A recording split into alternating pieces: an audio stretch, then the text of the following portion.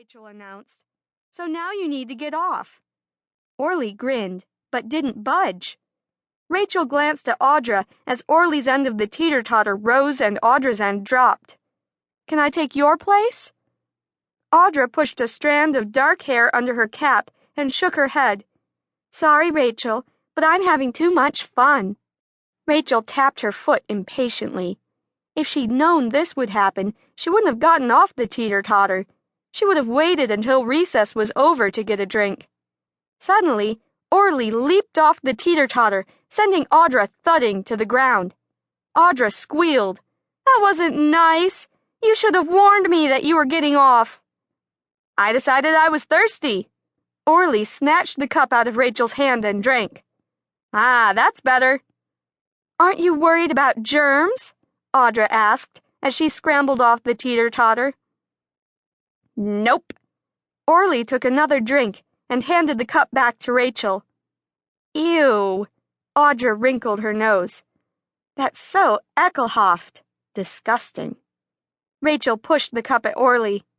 "You may as well keep it, 'cause I won't drink from it again." Orly shrugged and drank some more. "Let's play on the swings," Rachel said to Audra. "Okay." The girls had only been swinging a few minutes when Orly headed toward them, wearing his straw hat.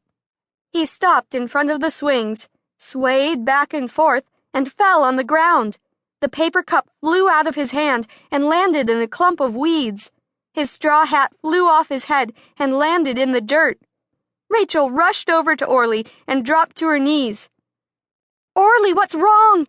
Are you Gronk? Sick?" He stayed with his eyes closed, unmoving. Audra gasped. "Ah! Oh, do you think he's dead?" Rachel touched Orly's arm, but he didn't move. She clasped her hand over her mouth. "Maybe he is dead. I'd better get the teacher." Rachel raced for the schoolhouse, but she hadn't gone far when someone pushed her. She whirled around. There stood Orly, wearing his tattered hat and a lopsided grin. "Ha ha, I got you good," he said, slapping his knee. "Orly Troyer, you should be ashamed of yourself, scaring us like that," Audra said in a shaky voice. "We thought you were a goner." "Yeah, yes, we sure did." Rachel shook her head. "Not me. I knew he was only pretending to be dead. I was just playing along." Orly's lips twitched, his shoulders shook, and he laughed so hard tears streamed down his cheeks. Then he dropped to the ground and rolled in the grass. Orly looked so funny that Rachel laughed too. Soon, Audra joined in. "Now you really do look like Jacob's dog." Rachel pointed at Orly. "Whenever Buddy has an itch on his back, he rolls in the grass just like you're doing." "Woof, woof!" Orly sat up and begged. Rachel giggled. What a lacklich day.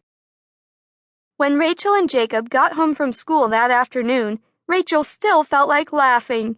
She'd laughed so much during recess that she couldn't concentrate on her schoolwork the rest of the day. In fact, a couple of times, the words in her spelling book had looked a bit blurry. She figured it was because she had tears in her eyes from laughing so much.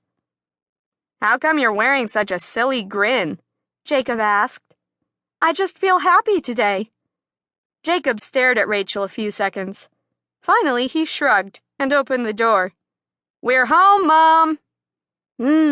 It smells like Mom's been baking today," Rachel said, heading for the kitchen. "I hope she made maple syrup cookies because they're my favorite." Jacob tickled Rachel in the ribs. "Every kind of cookie is your favorite, sister." Rachel giggled and tickled Jacob back.